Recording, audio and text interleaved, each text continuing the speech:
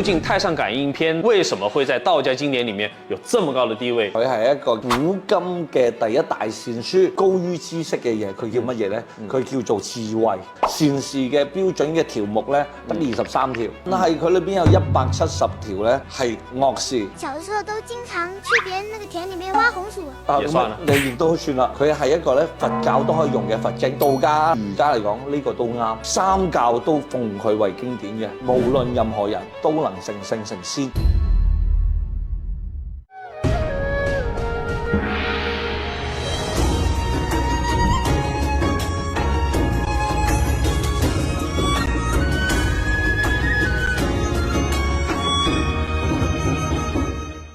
進入咗九子離火，我發現我哋而家處在一個百年未有之變局。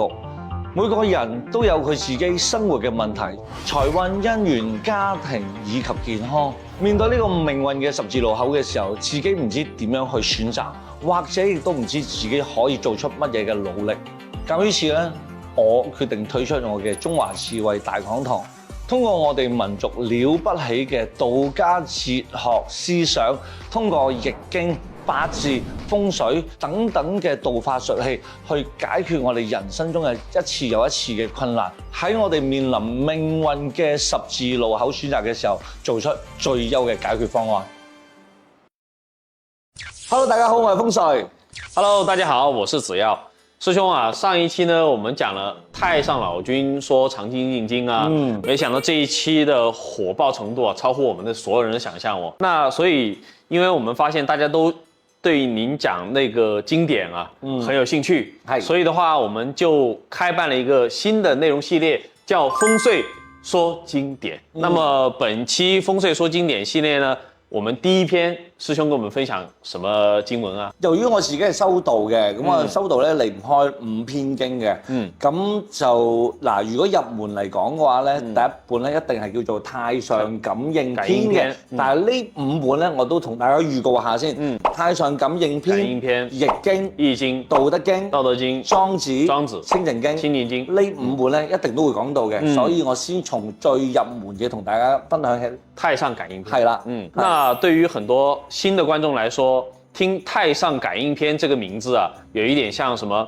老爺爺在講自己的感受嘛，因為太上這個詞就是一個很高度啊，一個很這個有文化歷史的。那麼究竟《太上感應篇》的這個內容是一個什麼類型的經書？為什麼會在道家經典裡面有這麼高的地位？想聽師兄來講解。首先，我覺得咧，第一個角度咧，就係佢係一個叫做古今嘅第一大善書。一個人如何去修道，一個人如何去成為一個大善人，喺呢個社會裏邊做到一啲嘅貢獻，令到自己嘅人生能夠更加高級一啲嘅話咧，首先要去讀呢一本經。咁啊，第二個咧就係話俾我哋知，如果一個人要去修道，要去成仙嘅話咧，我哋知道咧有好多嘅方法，好多嘅竅門嘅。佢呢一個咧，話俾大家知，冇任何嘅複雜嘅途徑，只要捉住一樣嘢就得啦。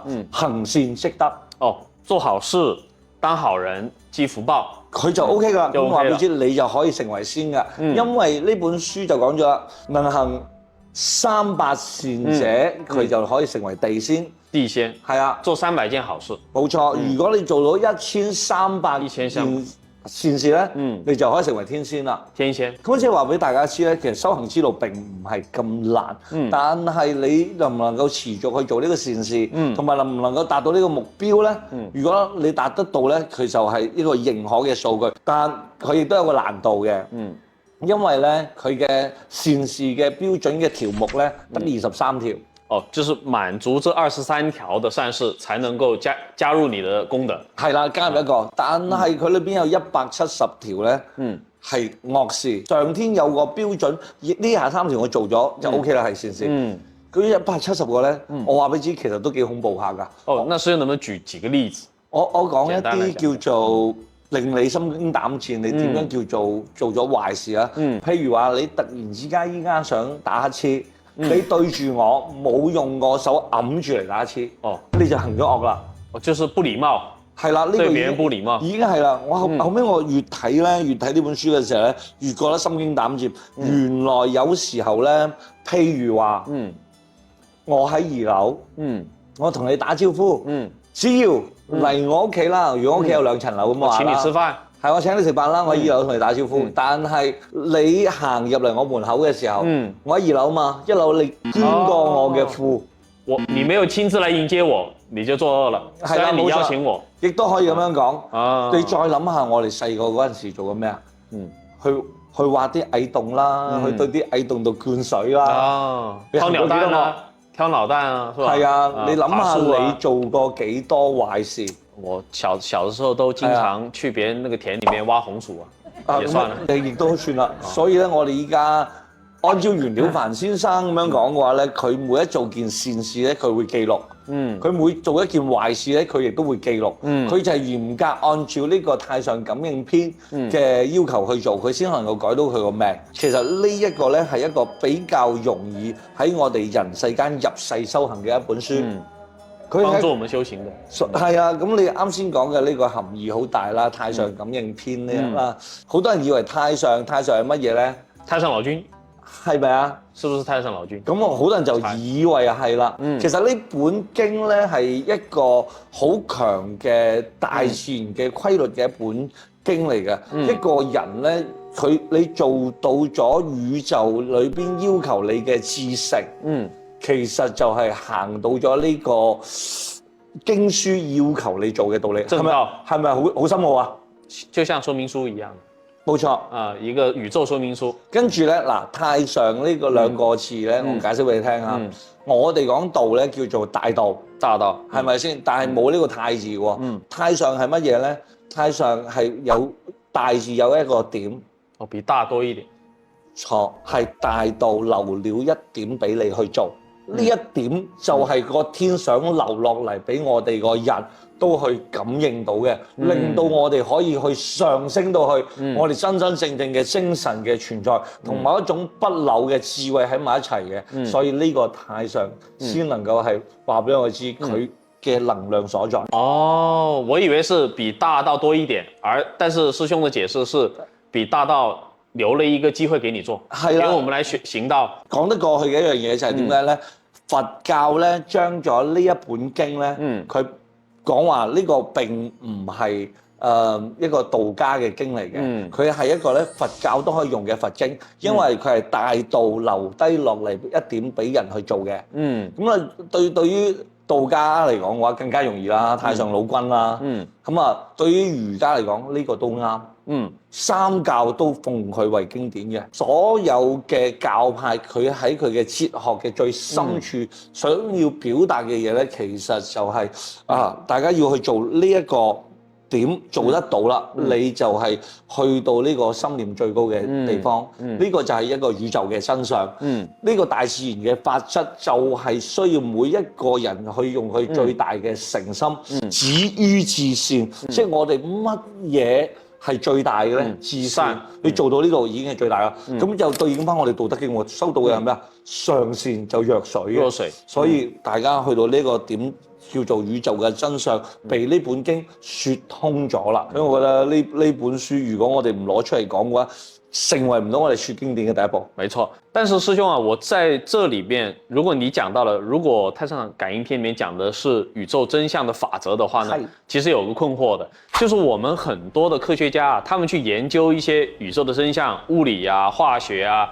然後外太空宇宙啊，比如說我們的人類的起源呢，難道不是跟先前講的東西它是不一樣的嗎？科學咧係解釋我哋睇得到嘅呢個世界啦。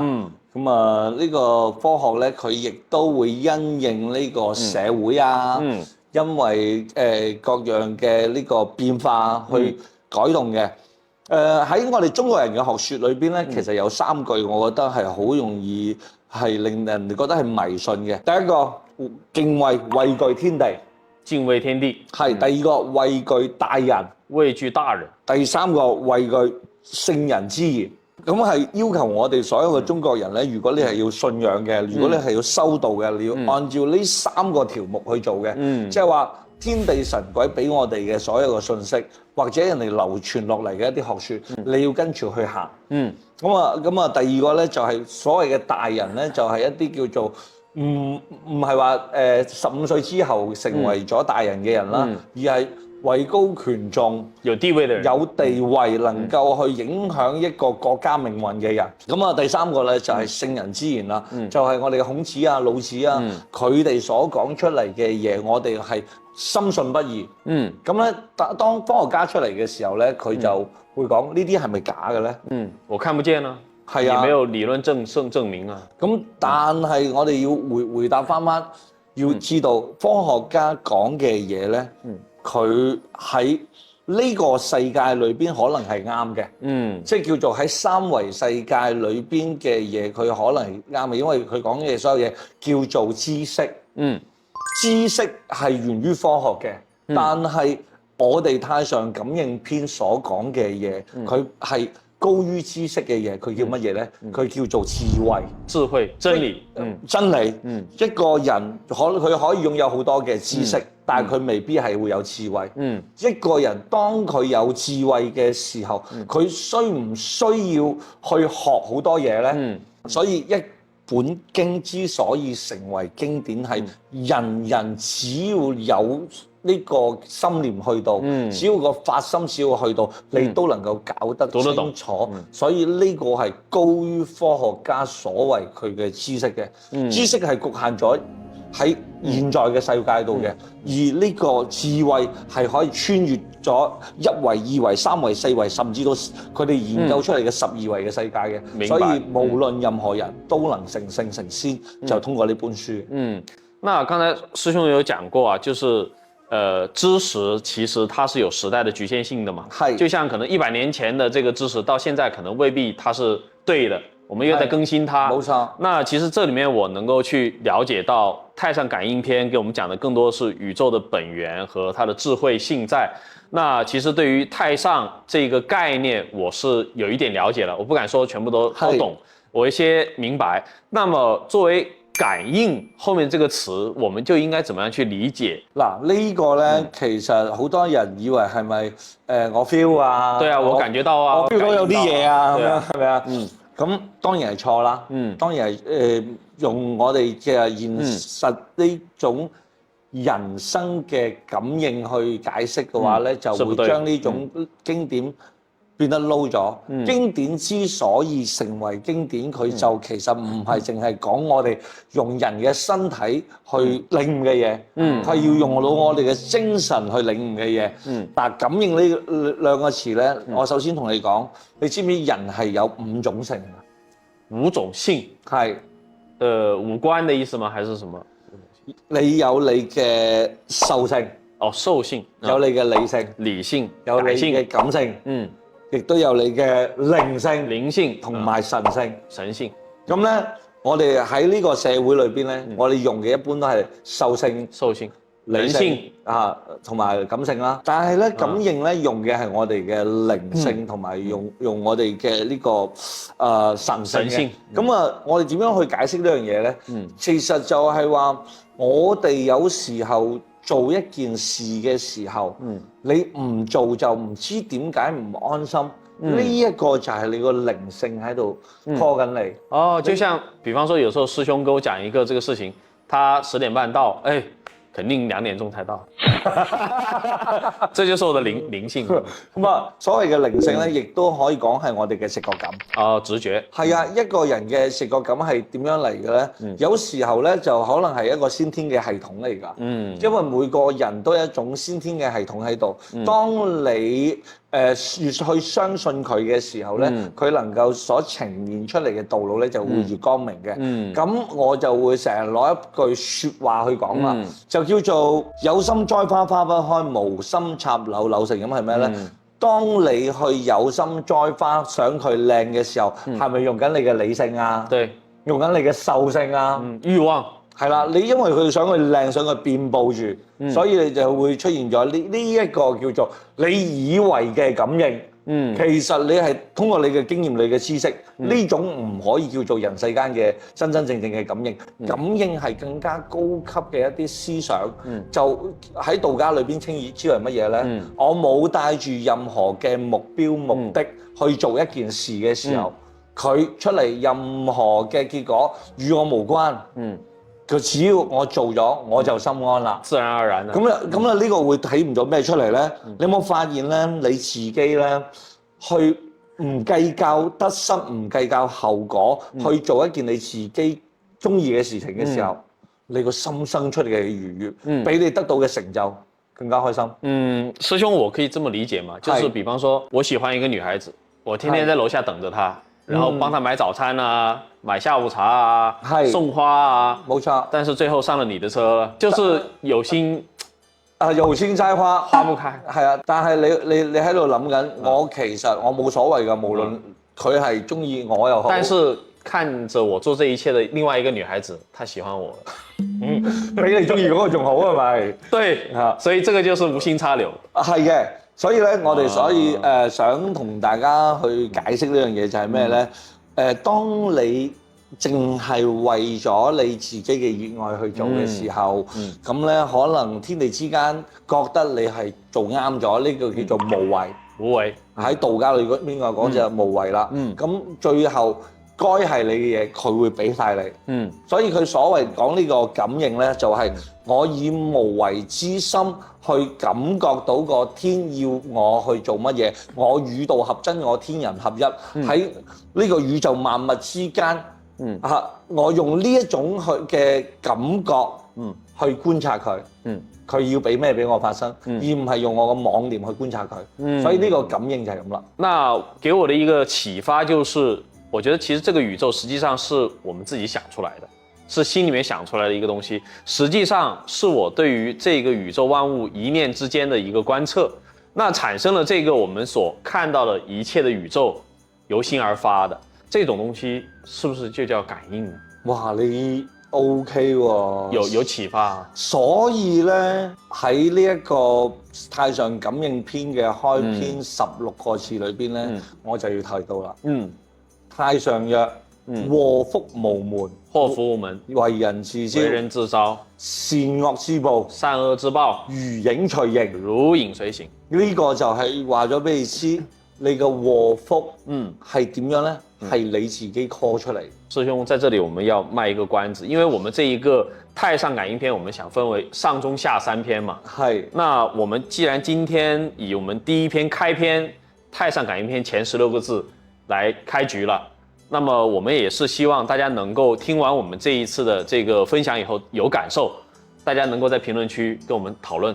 係啊，因為啱啱只要最後嘅嗰個總結咧，就對應翻禍福無門，為人自招嘅呢個世界，你究竟想上天堂定落地獄，你自己揀嘅啫。沒錯。好，那感謝師兄的分享啊。那如果大家想跟着師兄一起來上課學習我們中華智慧大講堂的話，我們就請添加我們的 WhatsApp，然後聯繫我們的助理，然後通過我們的助理進行報名。那麼我們也會不定期的在我們的我們的群裡面，因為我們有學員群嘛，那群裡面我們大家也可以討論啦。如果大家有不明白的地方，也可以直接向師兄發問和請教的。好，咁啊，感謝大家參與，下一集一定會更加精彩，亦都希望大家咧可以將你想了解嘅，或者你讀過嘅太上感應篇嘅一啲感悟咧，喺我哋嘅評論區裏邊留言，我哋會根據你嘅一啲留言同埋你嘅見解咧，我哋再深入淺出去將太上感應篇同大家一齊去講解下嘅。好，我們節目時間差不多，下期節目再見。福生無量天尊。